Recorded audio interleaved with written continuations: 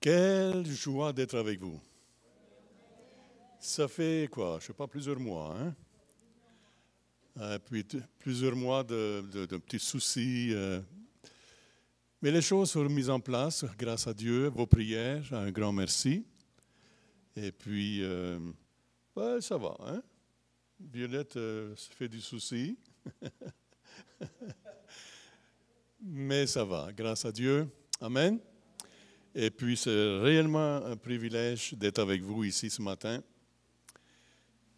Il y a un mot qui m'est revenu, parce que, bon, durant tous ces mois de méditation, hein, parce que je passais du temps avec Dieu, puis chercher sa volonté au travers de tout ça, puis les temps qu'on vivait.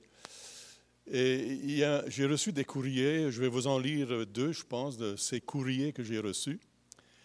Et il y a un mot qui revient régulièrement, je ne sais pas si vous l'avez entendu ici, c'est le mot revitalisation.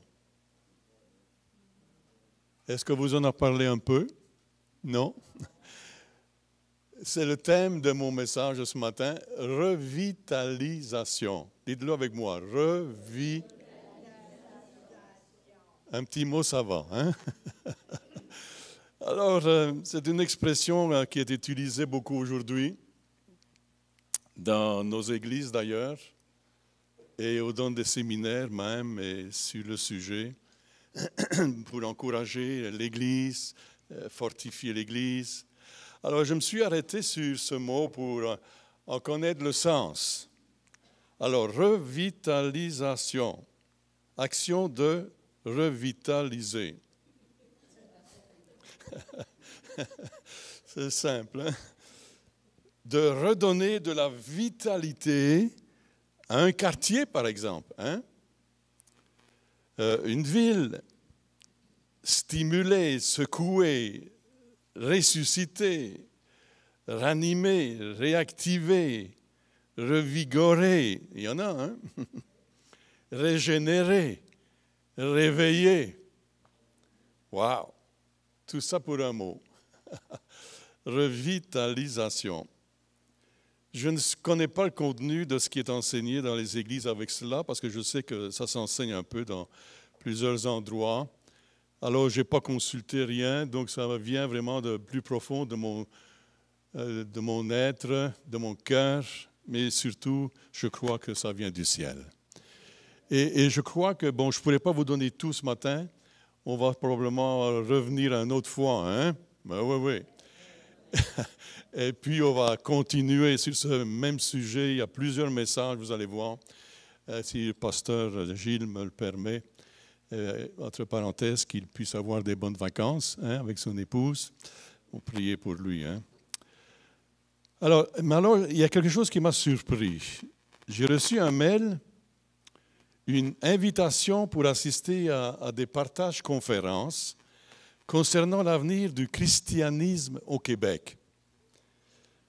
Déjà là, j'étais un peu sur la défensive. L'avenir du christianisme au Québec. Alors la question est posée, qu'en est-il du religieux au Québec? Et les quelques églises chrétiennes qui existent encore, je me suis interrogé là-dessus, je me suis dit, ah oui, bon. Je n'ai pas très bien compris l'idée. Je pense que l'Église, elle est là. Elle est implantée au Québec, non?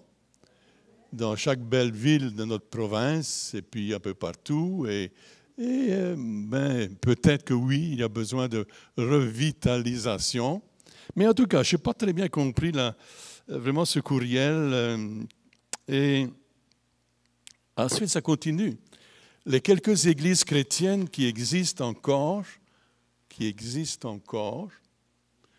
alors, je ne sais pas, je me dis, qui est ce groupe de pasteurs? Parce que c'est un groupe de pasteurs qui invite à des conférences sur la réflexion donc, que je suis en train de vous citer. Alors, les quelques églises chrétiennes qui existent encore ne sont-elles que les derniers efforts désespérés et l'annonce d'une mort imminente du christianisme? Wow! Aïe, aïe! Quand j'ai lu ça, je me suis dit, je ne sais pas s'ils sont vraiment d'aplomb. D'avoir une telle réflexion, je comprends que nous vivons des temps difficiles, on ne s'en cache pas, mais je vous écoutais ce matin adorer le Seigneur, je me suis dit, wow, il y a un cœur qui adore Dieu ici. Amen. Et je sais que c'est comme ça dans bien des endroits où je passe, où j'ai passé. Et alors, je me suis interrogé là-dessus, mais ça continue. Mais que pensent les théologiens et pasteurs sur ce qui se passe au Québec? Et ensuite, ça dit, et vous, que pensez-vous de l'avenir de la foi au Québec? Oh là là là là là là. Je ne sais pas si la personne qui a envoyé ce mail de la part pour les conférences qui vont se donner là-dessus est bien au courant quand même qu'il se passe quelque chose au Québec, non? Le Saint-Esprit agit au Québec. Et moi, je me souviens, je suis arrivé, pour ceux qui ne me connaissent pas, on vient de la Belgique. Alors, il y a un petit accent, hein? Mais ça, nous sommes arrivés au Québec en 1975. Wow! Fait loin. Et puis, il y avait dans nos assemblées environ 21 églises de Pentecôte. Mais depuis, c'est des centaines qui sont établies maintenant au Québec. Béni soit Dieu! On parle de nos assemblées, mais il y a d'autres groupes évangéliques, évidemment. Et on bénit Dieu pour tous ceux qui annoncent l'Évangile dans cette belle province. Dites-le, belle province. Mais c'est vrai qu'il y a des mécontents dans cette belle province. On va en parler un tout petit peu tout à l'heure. Alors oui, j'ai réfléchi sur la question, sur ce mot revitalisation. Est-ce qu'on a réellement besoin de revitalisation? Oui. Soyons honnêtes. Je vais vous poser des questions tout à l'heure. Et ce n'est pas la première fois peut-être que le peuple a réagi de cette façon. Je lisais dans Psaume 85, verset 7, où le peuple disait « Ne nous rendras-tu pas à la vie afin que ton peuple se réjouisse en toi ?» Ne nous redonneras-tu ou ne nous rendras-tu pas à la vie? Là, je dois vous avouer qu'il y a réflexion. Parce qu'il y a vie et vie, hein? On peut vivre, on peut vivoter, on peut espérer mieux, quoi. Et voici mes premières questions, et puis c'est réfléchi ce que je vais vous poser comme question. Et j'aimerais que vous puissiez juste bien vous-même interpréter ces paroles que je vais vous adresser. Ce n'est pas seulement des mots. Vous êtes d'accord avec moi? Arrêtons-nous quelques instants sur cela, sur ces questions. Êtes-vous satisfait ou satisfaite?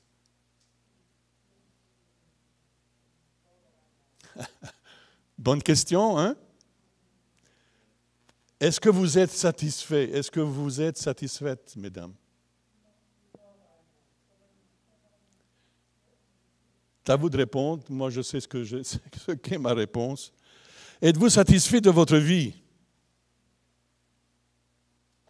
Êtes-vous satisfait de votre relation? Les gens qui vous entourent? Êtes-vous satisfait de ce virus? Il faut en parler quand même. On ne veut pas trop en parler, mais êtes-vous satisfait de ce virus qui a tellement divisé? C'est effrayant même. C'est effrayant. Êtes-vous d'accord? Ce virus qui a tellement divisé notre nation, le Québec, notre pays, le Canada, et le monde entier, il y a division. Je dirais même il y a dispersion. Il y a même confrontation. Un petit virus, méchant, c'est vrai. Invisible, mais il fait du dommage. Avez-vous remarqué que l'ennemi s'est servi de ça?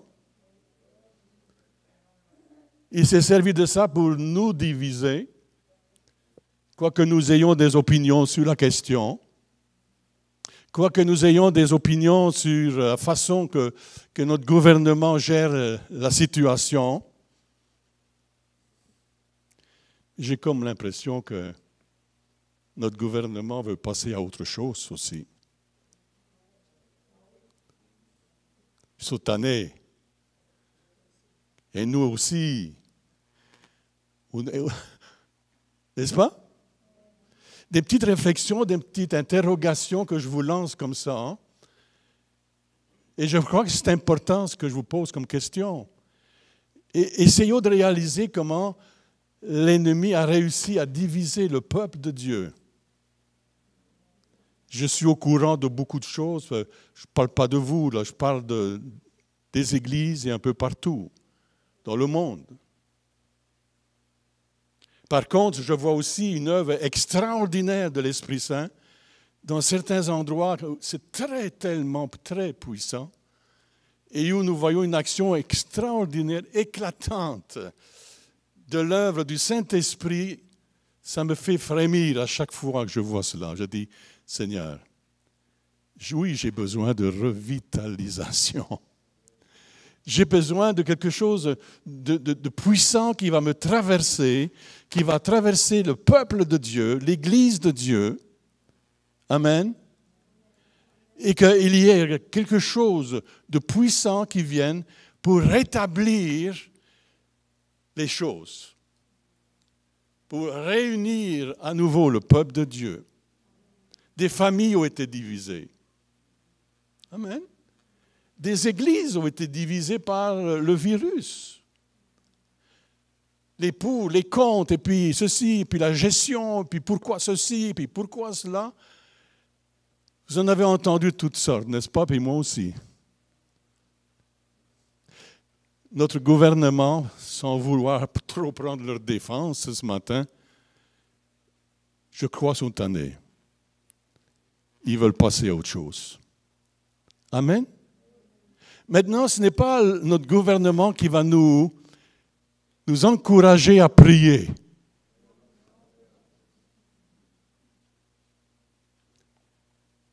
Nous ne sommes pas dans ce genre de pays où, parce que dans d'autres pays, on appelle à la prière. Mais dans notre pays, il ne semble pas. Que ce soit donc pas probablement venant du gouvernement nous disant, allez, prions Dieu. Prions Dieu pour que réellement ça arrête et que ce virus disparaisse. Je vous parle de cette façon parce que parfois on veut juste peut-être, on dit bon, il faut laisser ça comme ça, il ne faut pas bouger trop, puis il ne faut pas trop remuer parce que sinon, non. Je crois, frères et sœurs, que nous devons nous lever. Amen. Peu importe nos opinions. Nous devons nous unir, nous, peuple de Dieu, Église de Dieu, enfants de Dieu, nous devons nous unir et prier ensemble et dire, il faut que ça arrête, c'est assez. Et puis d'avoir une prière fervente qui va s'élever vers le ciel. Amen. Je suis pour, je suis contre ceci. Non, prends la main. Amen. Prends la main de ton prochain. Prends la main de cette personne à côté de toi. Ah, mais on ne peut plus se donner la main aujourd'hui. C'est triste, hein? Et puis prions Dieu. Et disons Dieu, il faut que ça arrête. Il y a un temps pour toutes choses, n'est-ce pas? Et nous sommes dans cette période, je crois, l'Esprit de Dieu m'a parlé durant tous ces derniers mois, et puis les courriels que j'ai reçus aussi me poussent à vous amener vers cela. Prions Dieu, intercédons vers le ciel, crions vers Dieu, disons Dieu, c'est assez. Assez, c'est assez. Ce n'est pas l'ennemi qui aura le dernier mot, mais c'est toi. parce que tu es le Tout-Puissant. Et tu as la capacité de détruire ce virus. Amen, qui nous divise et qui empêche l'œuvre de Dieu de pouvoir prospérer et avancer. Béni soit Dieu parce que Dieu nous garde. Et puis sa main est sur vous et sur moi et nous sommes protégés. Béni soit Dieu. Mais il y a plus. Alors, avant que je puisse aller plus loin dans mon message, est-ce qu'on peut juste se tenir debout ensemble? Amen. Peut-être qu'à côté de vous, c'est votre frère, votre soeur dans la foi. Je sais qu'on ne peut plus se donner la main, c'est triste. Mais peut-être juste comme ça. Amen. Si c'est votre épouse, ben là, il n'y a pas de problème. Ou votre mari. Amen. Amen. Yes. Prends mon épouse à côté de toi. Est-ce qu'on est prêt à pousser un cri vers Dieu? Est-ce qu'on est prêt à pousser un cri de détresse vers Dieu? Et dit Dieu, on a besoin de toi. On a besoin de changement. Nous prenons autorité. Dans le nom de Jésus. Virus, nous te détruisons. Au nom de Jésus, nous prenons autorité sur toi. Sur tout ce qui divise. Au nom de Jésus, merci pour ta puissance qui agit maintenant. Libération, guérison, délivrance. Au nom de Jésus, merci Père, merci Jésus d'entendre nos cris. Amen. Amen. À tous les jours, faites-le. À tous les jours et à chaque fois que vous venez dans ce lieu. Amen. Amen. Votre pasteur n'est pas là, je ne peux pas prendre trop d'autorité, mais cependant. Allô, crions vers Dieu. Amen. Soyons disciplinés dans la prière. Ça va? Ouais, c'était mon intro.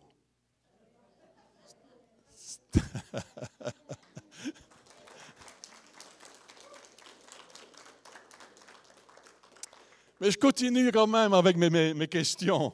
Êtes-vous satisfait de votre communion avec Dieu? Êtes-vous heureux? C'est à vous de répondre. Hein? Vous épanouissez-vous en Christ? Pas en tout. Est-ce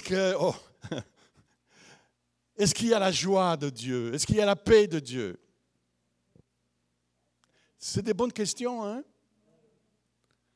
Celui qui est en Christ est une nouvelle créature. Les choses anciennes sont passées. Et puis toutes choses sont devenues nouvelles. Est-ce que c'est encore là, les choses nouvelles? Souviens-tu le jour où tu es venu à Christ? Hello? Est-ce que tu te souviens, mon frère, ma soeur, de ce jour-là où Christ est venu t'habiter? Ah, tu ne peux pas oublier ça. Le feu. La force de Christ, l'Esprit Saint qui t'a animé. Tu étais poussé, bouleversé. Amen. Homme de prière, homme de foi, femme de prière. Te souviens-tu de ça? Il fallait que tout le monde le sache. Et tu partageais ta foi avec tes voisins, tes voisines. Hein, mon épouse, elle m'a raconté ça. Quand elle s'est convertie au Seigneur, elle montait même sur les pupitres d'école. Puis elle prêchait l'Évangile. Elle s'est faite persécuter pour ça. Hein? Mais quand le feu brûle en toi, allô? Quand il y a cette flamme, cette dynamite de Dieu en toi, tu exploses. Où en es-tu aujourd'hui? Où en es-tu aujourd'hui? Peux-tu dire, je suis encore dans la foi? Oui. Tu te sens bien en Jésus-Christ? Tu es en paix? Il y a la joie du salut? Toutes des bonnes questions, toutes des bonnes réflexions que je me suis faites à moi-même. Et je me suis dit, il faut que je la pose, ces questions, à l'Église. Ouais. Aimez-vous venir à l'Église malgré les restrictions? Croyez-vous que vous avez besoin de revitalisation? Vous savez, peut-être qu'on pourrait changer les couleurs, non? Peut-être ça pourrait aider. Ici, chez vous, changer les couleurs, mettez un peu plus de couleurs, ça va peut-être aider. Bah, je ne dis pas non, mais est-ce que réellement ça va être suffisant? Bonne question, hein? Vous pouvez changer le mobilier, mais est-ce que le matériel peut changer le spirituel? Il peut y avoir des séminaires, des prédicateurs venant des États-Unis, pourquoi pas? Vous savez, je ne suis pas contre toutes ces choses-là, là. Mais est-ce que c'est réellement ça qui va changer les choses?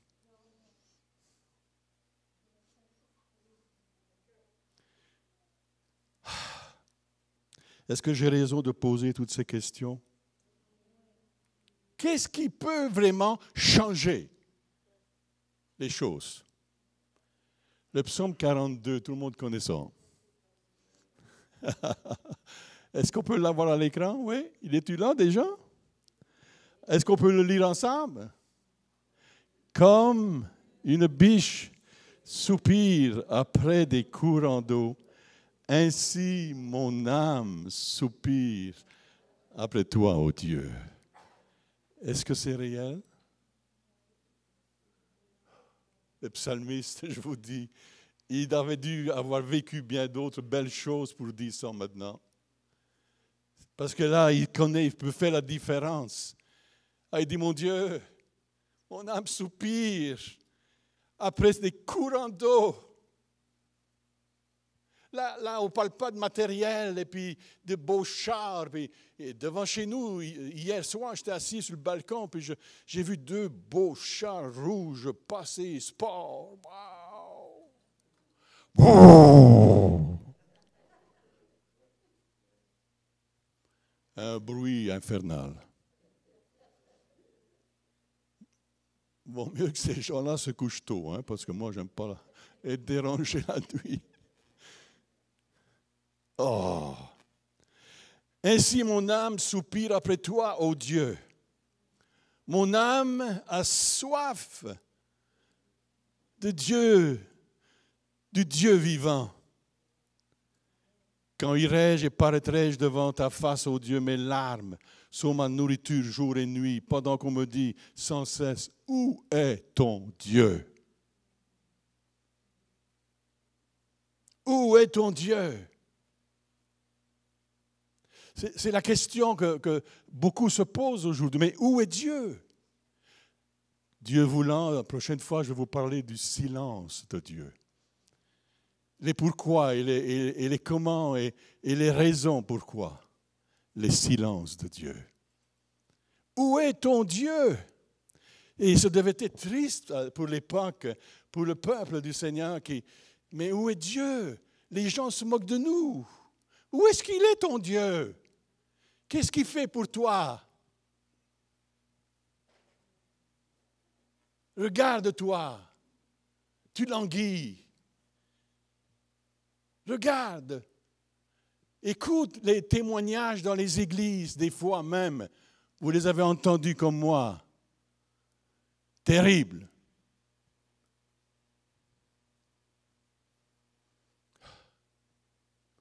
Alors oui, mon âme languit. Mon âme languit après Dieu. Alors il y a un thème central à ce message, parce qu'il faut que je vous le donne, qui se trouve dans Deutéronome, chapitre 2, versets 1 à 3. Et j'aimerais lire avec vous. Nous nous tournâmes Et nous partîmes dans le désert par le chemin de la mer Rouge, comme l'Éternel me l'avait ordonné. Nous suivîmes longtemps des contours de la montagne de Séhir. L'Éternel me dit, vous avez assez suivi les contours de cette montagne, tournez-vous vers le nord. C'est un ordre.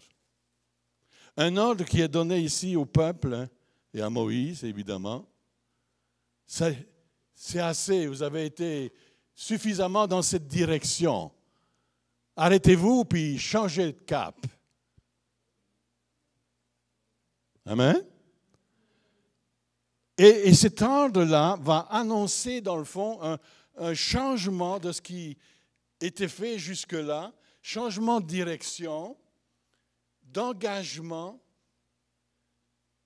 Il dit, vous avez assez suivi les contours de cette montagne. Et Dieu donne un ordre, changement de cap, changement de direction. Amen?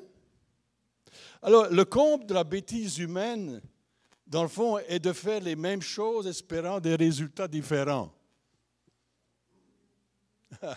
On veut avoir des résultats différents, mais on fait toujours les mêmes bêtises, les mêmes erreurs. Et puis, on continue dans les mêmes directions, à faire les mêmes choses, mais on espère mieux. Mais non, vous allez avoir les mêmes résultats. Et ce que je me dis à moi-même, et puis pour l'Église de Dieu aujourd'hui, c'est qu'il va falloir changer de cap.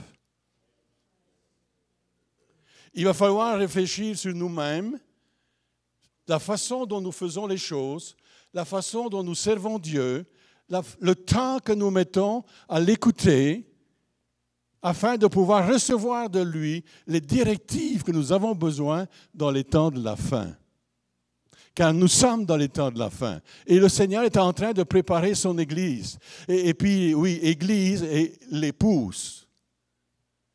Parce que je crois, comme plusieurs, que l'épouse se trouve dans l'Église.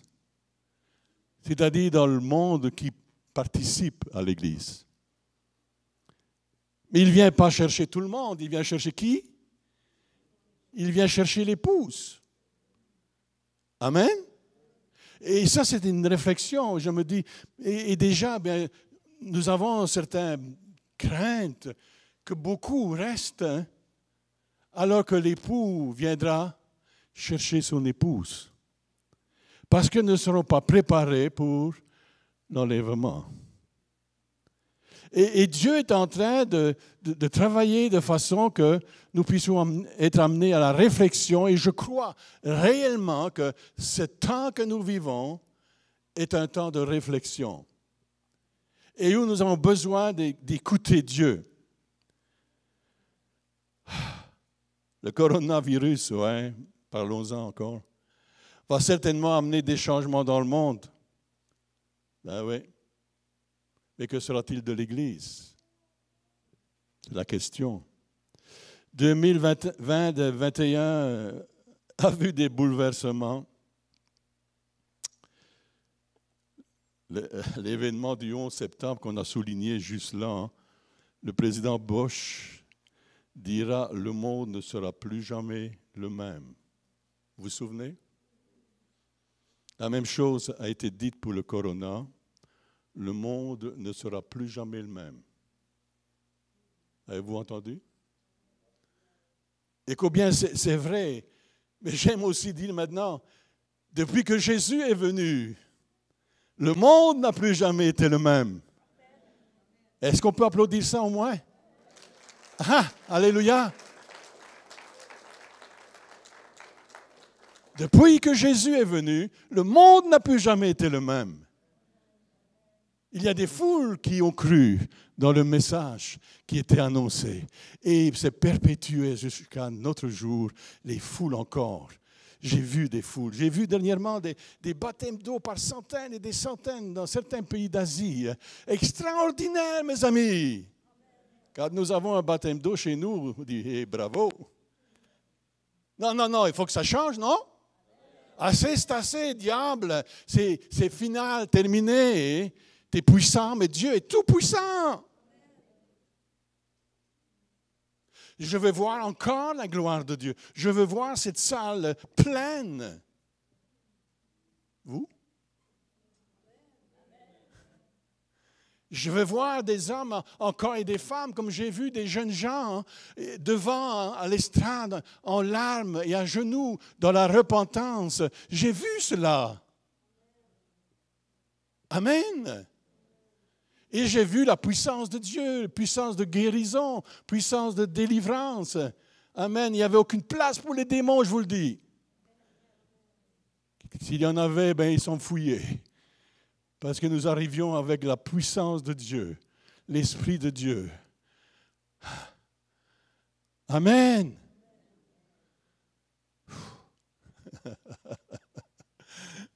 Salut mon frère. Yeah. Je suis comme vous. J'ai soif de Dieu. J'ai soif de Dieu. J'ai soif de voir encore la puissance de Dieu se manifester. Et de voir nos jeunes et nos moins jeunes qui souffrent aujourd'hui dans les écoles, qui ne comprennent pas la situation. On a besoin de liberté, mais on a besoin de libération.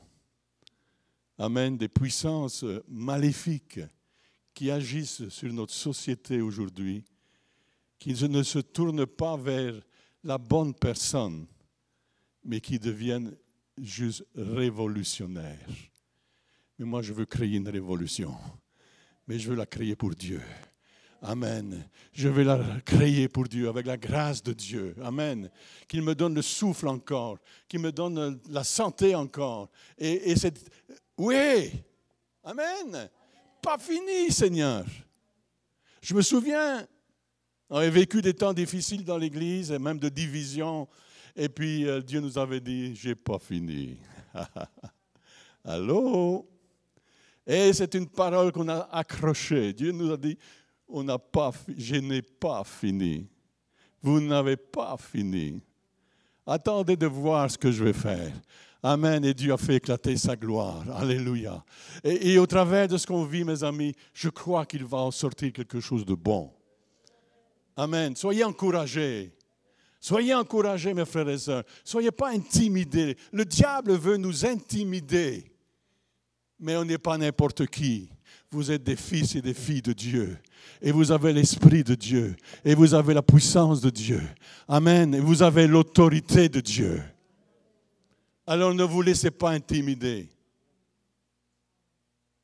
Celui qui est en vous et en moi est plus grand que celui qui est dans le monde. Amen. Alors, je voulais vous encourager ce matin. Je ne sais pas quelle heure il est. OK. Ça va vite, hein? OK.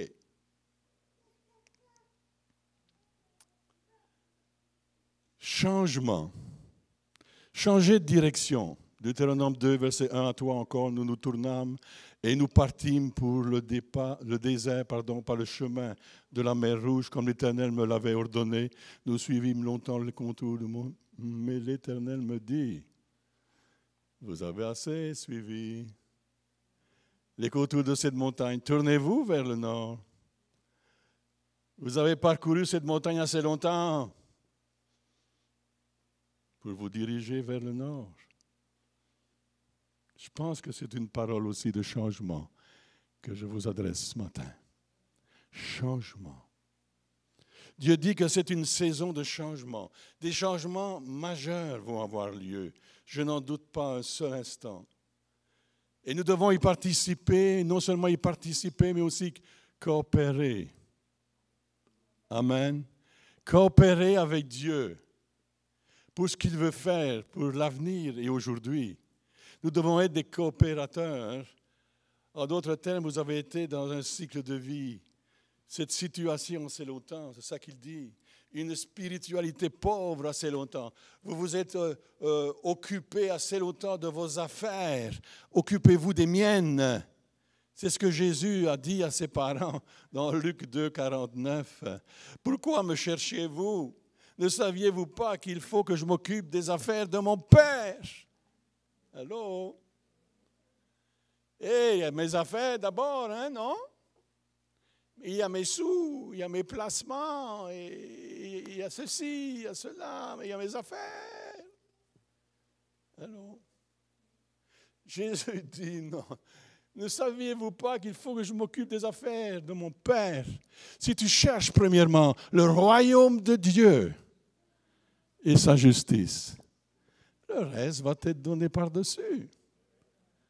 Nous avons vécu toutes ces années, 45 années de ministère, dans le miraculeux, mon épouse et moi, et où on n'a jamais recherché la fortune, ni même les salaires, mais Dieu a toujours pourvu à nos besoins. Toujours. Parfois, il a envoyé le corbeau d'Élie, et puis il nous a envoyé un panier de provisions devant chez nous, devant notre porte. Des fois, c'était un chèque sous la porte. Hello? Ben oui, hello. Je ne vous mens pas, je vous dis la vérité. C'était ça, nos premières années au Québec. Lorsqu'on est arrivé à l'ambassade du Canada à Bruxelles, le monsieur qui était là nous dit, vous allez avoir quoi comme salaire au Québec? Il y a 45 ans de ça, non? Puis il lui a dit, on va avoir $50 par mois. Il dit, vous ne pourrez jamais vivre avec ça. Allô? Pourtant, on a vécu. Mais lui, il ne pouvait pas imaginer, hein, pauvre monsieur, que la vie de la foi, c'est ça. Et comment Dieu a pourvu à tous nos besoins, selon sa grande, immense richesse, et avec gloire. Amen. Nous avons appris à vivre par la foi. Nous avons su ce qu'était la foi. Et nous avons marché par la foi et non par la vue. Parce que si vous marchez par la vue, vous êtes finis. Marchez par la foi. Regardez pas aux circonstances. Regardez à Dieu. Amen. Amen, amen. Dieu est fidèle. Cherche premièrement le royaume de Dieu et sa justice. D'abord, les intérêts de Dieu avant tes propres intérêts. Ouais, mais ceci, ouais, mais cela, ouais, mais il faut voir à mes affaires, ouais, mais... Et puis, ouais, mais on n'a plus de temps pour Dieu. On est tellement occupés à nos propres affaires. Amen. Jésus a dit, mais pourquoi me cherchez-vous? Savez-vous pas qu'il faut que je m'occupe des affaires de mon Père? Ouais, bien dit, hein? Alors, nous vivons peut-être une situation financière précaire, j'en conviens. Il y a l'économie qui va mal. Peut-être même les relations avec les autres peuvent être au plus bas. Cela peut être aussi dans le domaine émotionnel de vos vies. Il peut s'agir d'une situation physique, la santé par exemple, un mode de vie. Ça peut être aussi votre vie spirituelle, votre marche avec Dieu, votre expérience avec Dieu. Dieu a dit, c'est le temps du changement. Amen. Alors avec ça, ça vient une autre question. Est-ce que vous êtes prêts pour un changement? Hein? Ça suit, c'est la question qui suit. Est-ce que quelqu'un est prêt pour un changement?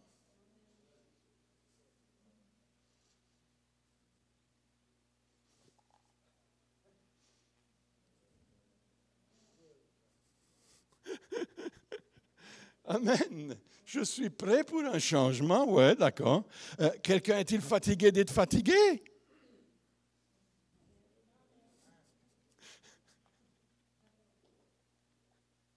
Quelqu'un a-t-il marre d'une situation, de sa situation?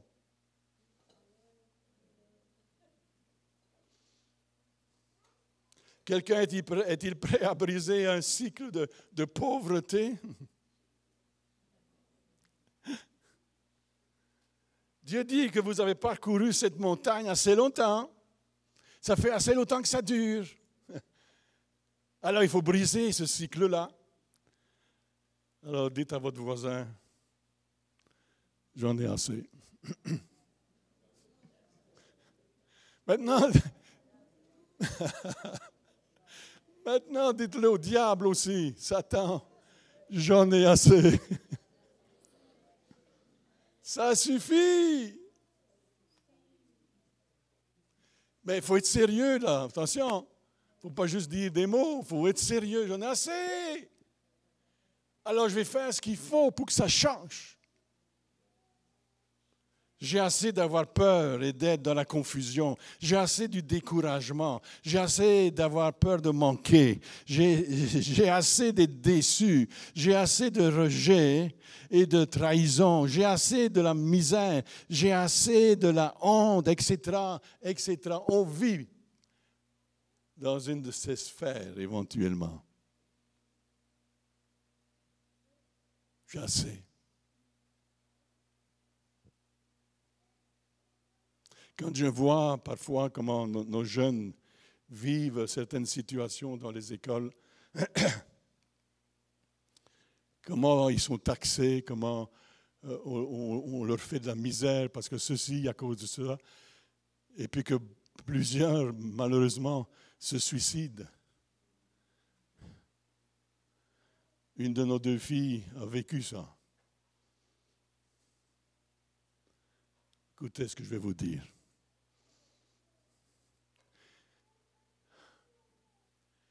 Elle s'est faite persécuter dans l'école où elle était. Elle s'est faite battre. Et à coups de poing, à coups de pied. Comme on entend des fois là, hein? C'est ça qu'une de nos deux filles a vécu.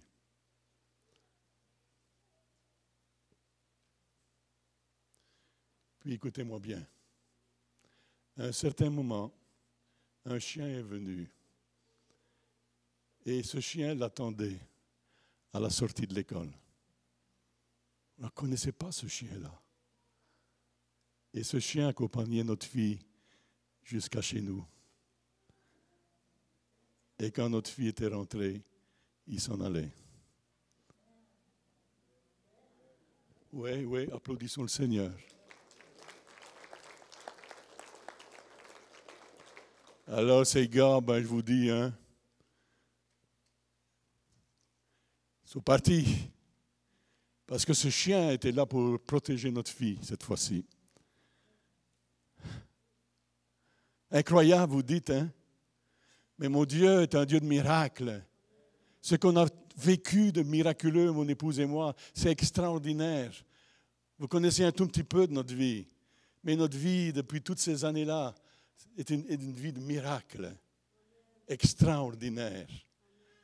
Quand on dit qu'on raconte cela, certaines personnes nous disent, t'as vu ça au cinéma? Non, je l'ai vécu.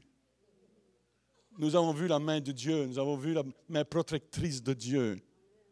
Amen. Et puis à cause des coups, à un certain moment, le médecin avait dit qu'elle n'aurait jamais d'enfant. Et finalement, elle a eu un enfant. Elle est tombée enceinte. Amen. Vous savez, Dieu, on ne peut pas éviter la méchanceté des hommes, n'est-ce pas? Le monde est fait de même aujourd'hui. Le monde est méchant. Pas tout le monde. Il y a encore des bonnes personnes dans notre société. Mais on voit la colère qui grandit. Une colère qui se trouve dans le cœur de nos compatriotes. Et puis ailleurs, évidemment, et puis on voit la méchanceté, la haine. La haine pour le peuple de Dieu.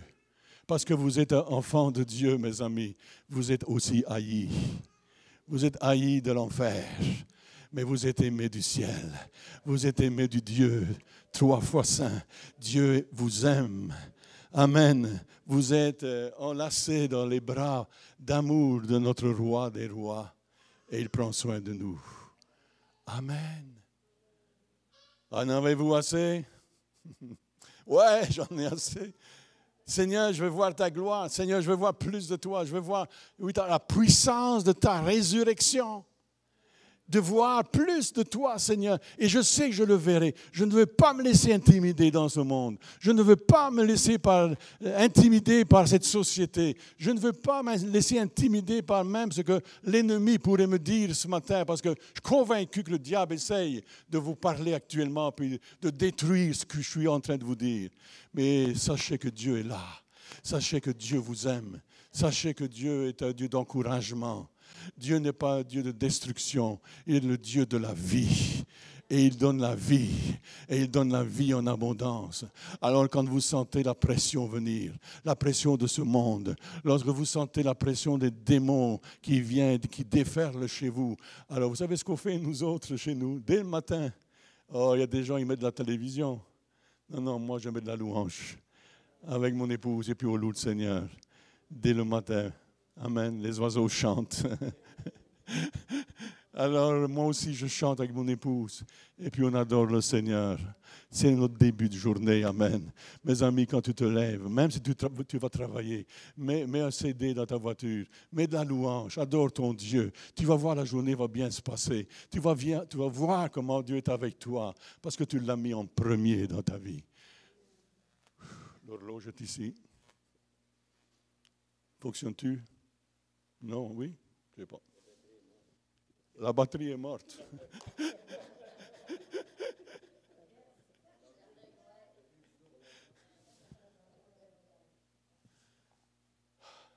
Je pense que je vais m'arrêter là parce que... En avez-vous assez? Ah non! On n'en avait pas assez. Allez, encore un petit bout d'abord. Les oiseaux chantent les louanges de Dieu le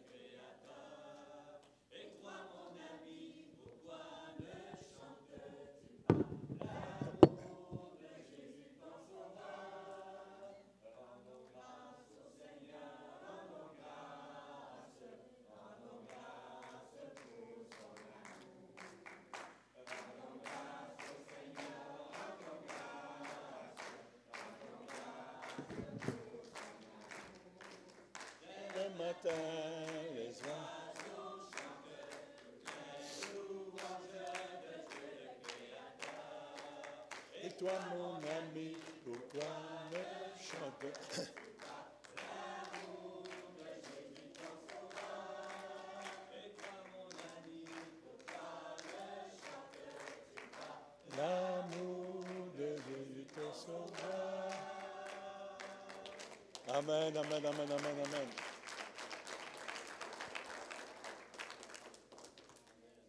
Mon Dieu et ton Dieu est le Dieu du revirement, c'est-à-dire du changement. Amen. Juste une petite illustration en conclusion ce matin. C'est ce que vous trouvez dans Ézéchiel chapitre 37, la vallée des ossements. Et en 10 versets, versets 1 à 10, en 10 versets, tout est reviré à l'envers. Vous lisez ça, vous dites, waouh, extraordinaire, extraordinaire. L'homme de Dieu se retrouve on le voit, dans une vallée remplie d'ossements. Mais il y a une question qui lui est posée. Ézéchiel, est-ce que tu crois que ça pourrait bien changer cette histoire? Est-ce que tu crois que ça pourrait bien être, il pourrait y avoir un revirement? C'est une question qui lui est posée. Est-ce que tu crois? Le problème, c'est ça, mes amis, non? Est-ce que tu crois que ça peut changer dans ta situation familiale, même conjugale? Crois-tu? Crois-tu que ça peut... Ouais, tout peut être un peu comme vallée d'ossements, hein? Il n'y a plus de vie, il n'y a plus rien. C'est une tragédie. Ézéchiel est devant une tragédie parce qu'il parle là du peuple de Dieu. Tragédie. Est-ce que tu crois que ces eaux pourraient revenir à la vie? Wow, minute. Ben, Seigneur éternel, tu le sais, hein? À toi, tout est possible. C'est ça, sa réponse. Seigneur, tu le sais. Hein, à toi, tout est possible. Ouais. Maintenant, l'étape suivante, c'est que Ézéchiel va devoir mettre sa foi en action. Et puis, il va devoir parler sur ses ossements desséchés. De parler sur vos situations, de parler sur la situation de ceci, de cela. De l'Église, peut-être au Québec, puisqu'on en a parlé un tout petit peu au début, quoi qu'on ne soit pas d'accord avec tout. Mais Seigneur, est-ce qu'il peut y avoir une résurrection? Est-ce qu'il peut y avoir une explosion de gloire dans ton Église? Ma famille sauvée, mes enfants sauvés. Allô? Seigneur, est-ce qu'il pourrait y avoir cette explosion de réconciliation peut-être aussi? Et alors Ézéchiel, il a fallu qu'il parle au nom de l'Éternel, non pas en son propre nom. Et vous savez, c'est là où je veux vous dire ceci. Faites attention à ce que vous dites. Faites attention à ce que vous confessez de votre bouche. Parce que ce que vous déclarez de votre bouche est, est symbole de vie ou de mort. Ce que vous déclarez, c'est ce qui va arriver. Souvent. C'est ce que la parole nous dit. Ce que tu dis de ta bouche, eh bien, ça va arriver parce que tu y crois et que tu vas t'aventurer dans cette direction-là. Et là, tu es perdant, c'est tout. Alors, faisons attention à ce que nous disons. Faisons attention à ce que nous déclarons sur nos situations. Parole de vie ou parole de mort. Si vous déclarez la parole de Dieu sur vos situations, déclaration affirmative de la puissance et de la gloire de Dieu, c'est ce que vous allez voir s'accomplir. Vous allez voir des changements, peut-être pas toujours instantanés, mais si vous êtes répétitif et constant dans votre déclaration, vous allez voir les choses changer. Amen. Amen, amen, amen. Ben oui. Ici, c'est des paroles de vie qu'il va prononcer sur ces ossements desséchés. Mais qu'est-ce qui est extraordinaire, c'est qu'il va le faire bien sûr au nom de l'Éternel, mais tout à coup, les eaux bougent. Il se fait un bruit dans la vallée et les eaux commencent à bouger et retrouvent leur place. Chaque os a sa place. Pouvez-vous imaginer?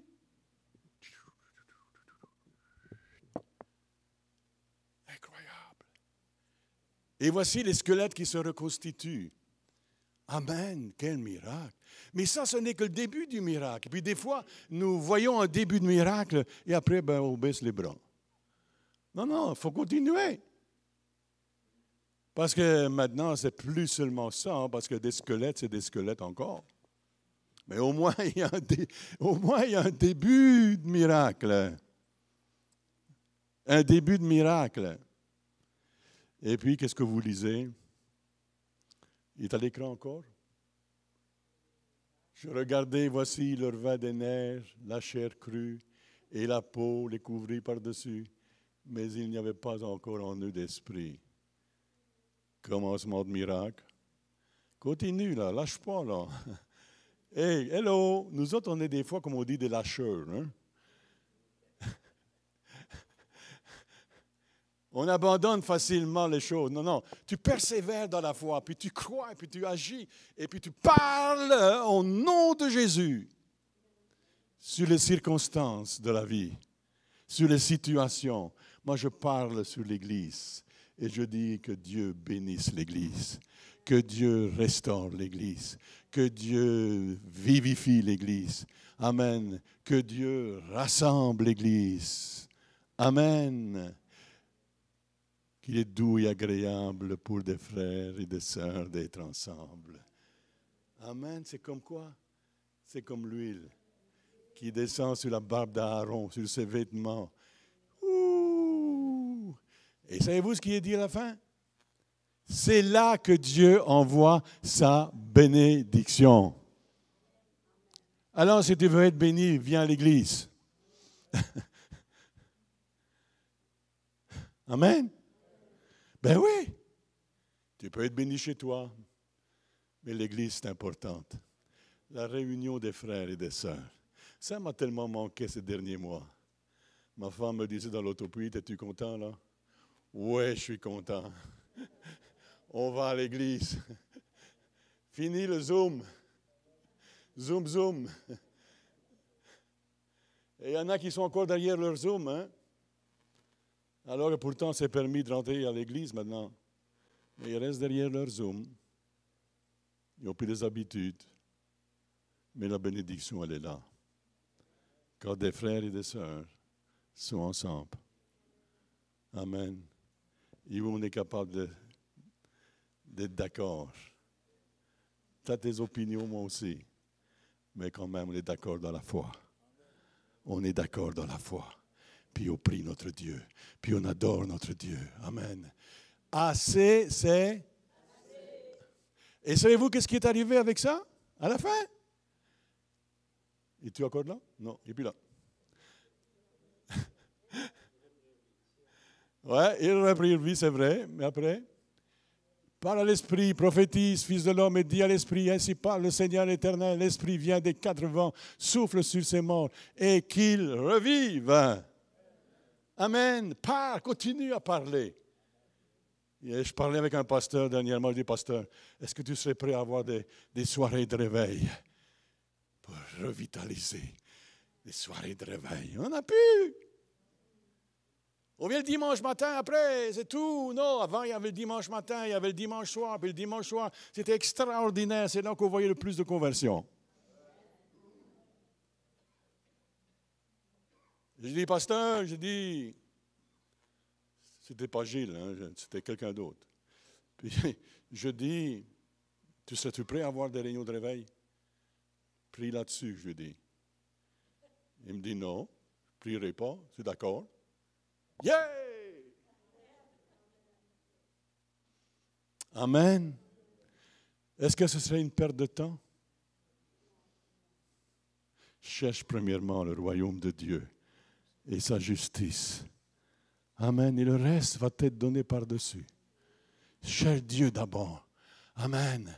Alors, je ne sais pas quand est-ce que ça va s'accomplir, se réaliser, mais on va avoir nos réunions, sans doute nos soirées de réveil. Quand Dieu voudra. Quand le temps viendra. Amen. Amen, amen. Mais il faut bouger. Il faut agir. Et puis de cela s'est levée une grande armée. C'est, je crois, c'est le verset 10. Hein? Ouais, mais un peu le verset 10, mon frère, puis on va le lire ça.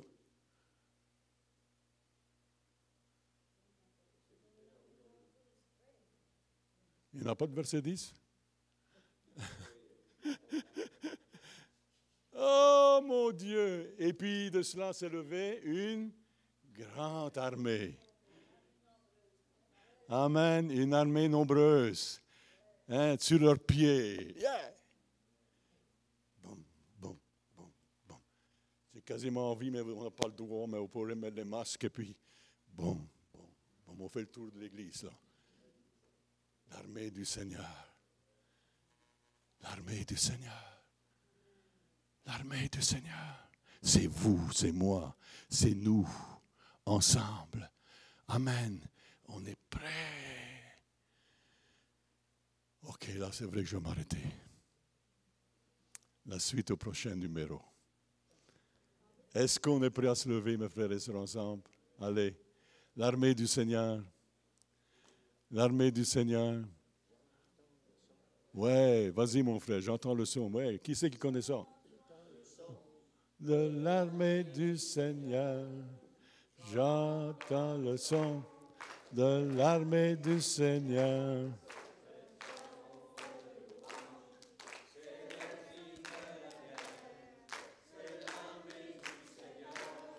C'est l'armée du Seigneur, c'est l'armée du Seigneur qui avance ensemble. J'entends le son.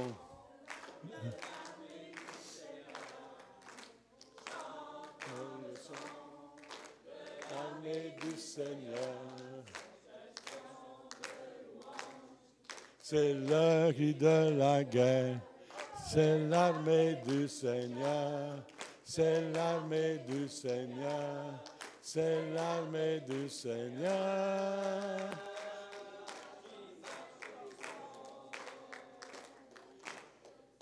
Seigneur, bénis ton armée.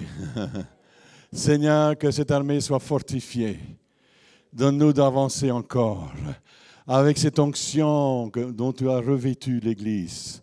Cette onction que tu as répandue dans nos cœurs et sur nos vies.